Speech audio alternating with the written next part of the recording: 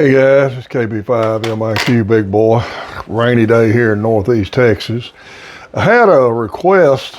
One of my listeners watched my older video where I did the review of this LDG analog audio filter AAF5.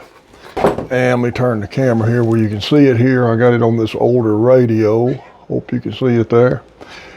I went back through there today and hooked it up to my oldest rig, and I shot a video without it hooked up, because the question was, the listener wanted to hear it not in line or not hooked up with it. Well, when I did the video, I didn't make a point clear enough that when that's hooked up, it's powered through this, and when you kill the audio, the power to the filter, it kills the audio.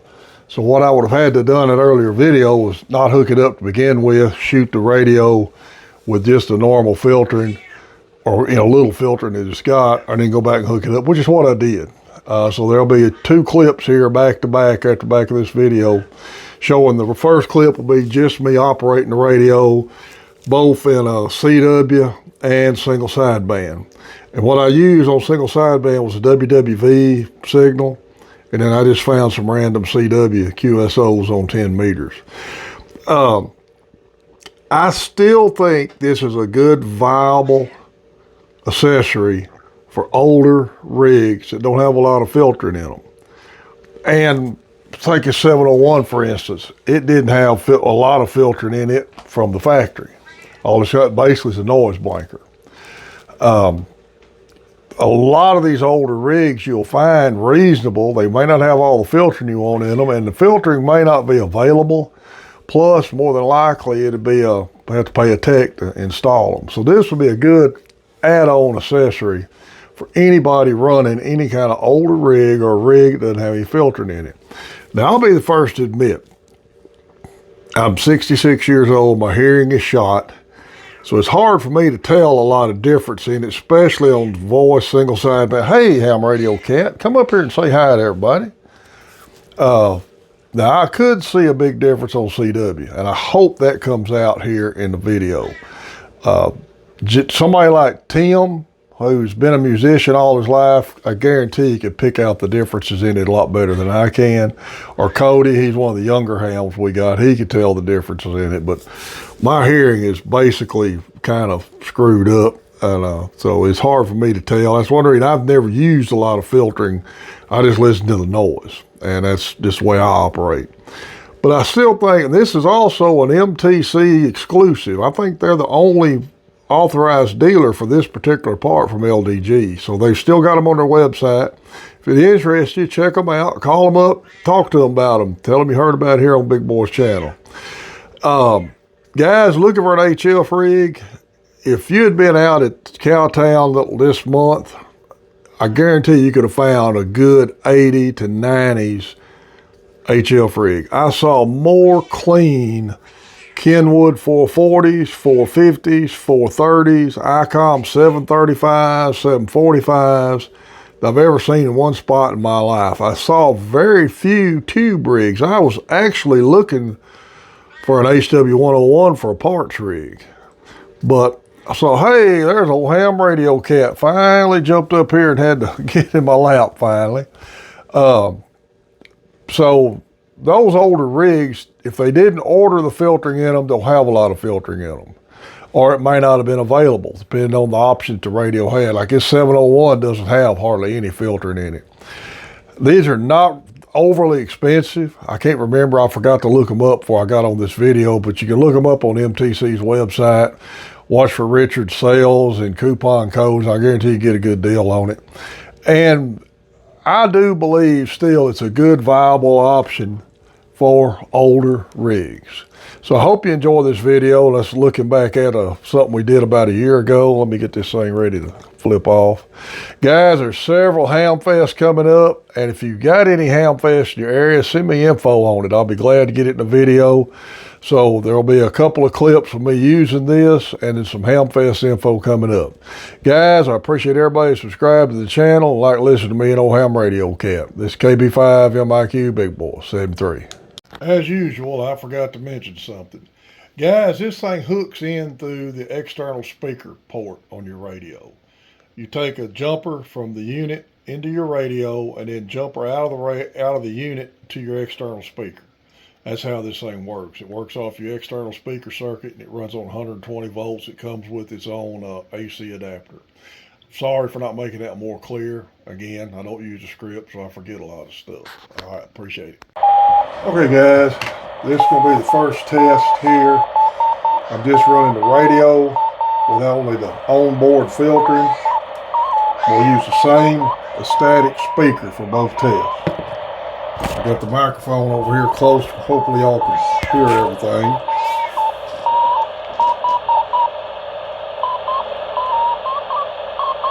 We're going to try to clean up a CW and a single sideband signal. I'm using a 10 meter CW signal. This noise blanker, this radio really doesn't have any filtering. A little bit of passband tuning. Noise blanker's really not doing that much. So that's what it sounds like on CW without a filter. So let's go to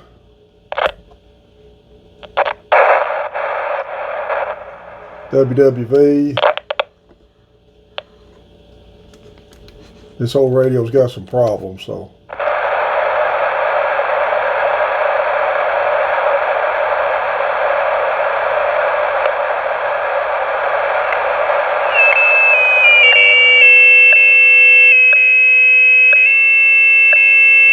That's the WWV time and temp.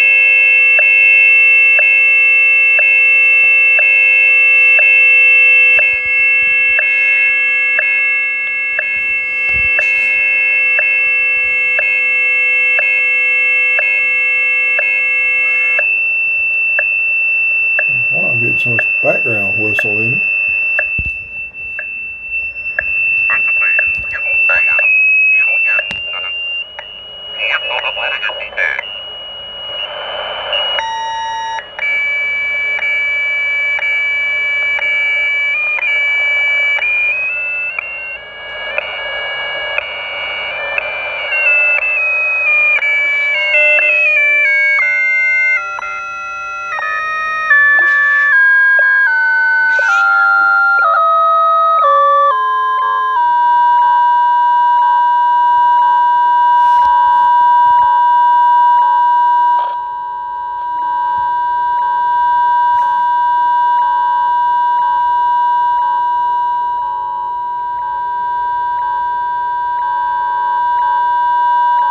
Alright, we're going to stop this and see if we can do it with a filter now. Okay, let's try this again.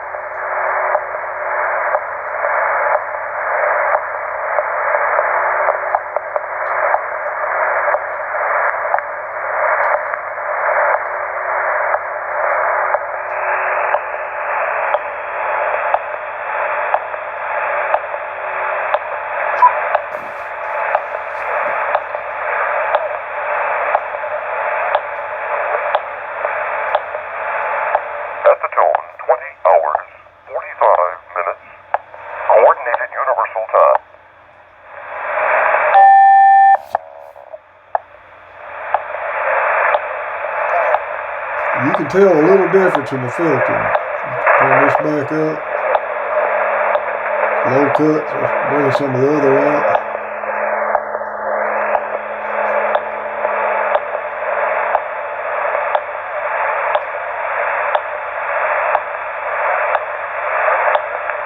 Alright, let's see if we can find some CW now.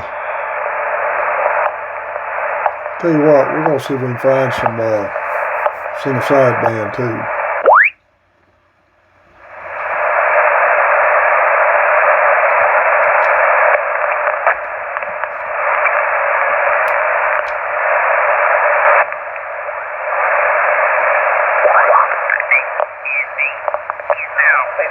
My second op. Alpha 8, Delta Lima from November 0 Oscar Italy, 55 in South Dakota. Captain 55, 590 Ohio, US 1952. Thanks for the 2 for you guys, and thanks for, I guess, 6 for. Thank you very much. It's 73. Have a great X-Base.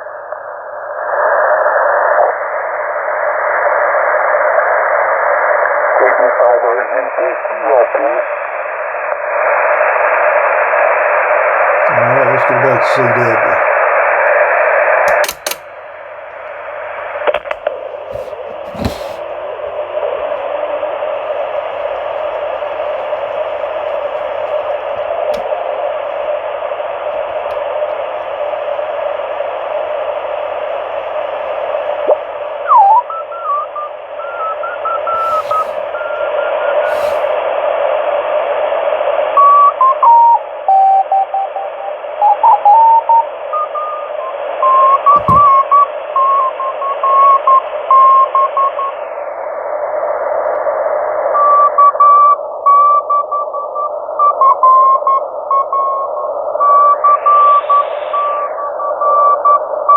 Kind of null down the background noise there with it a little bit.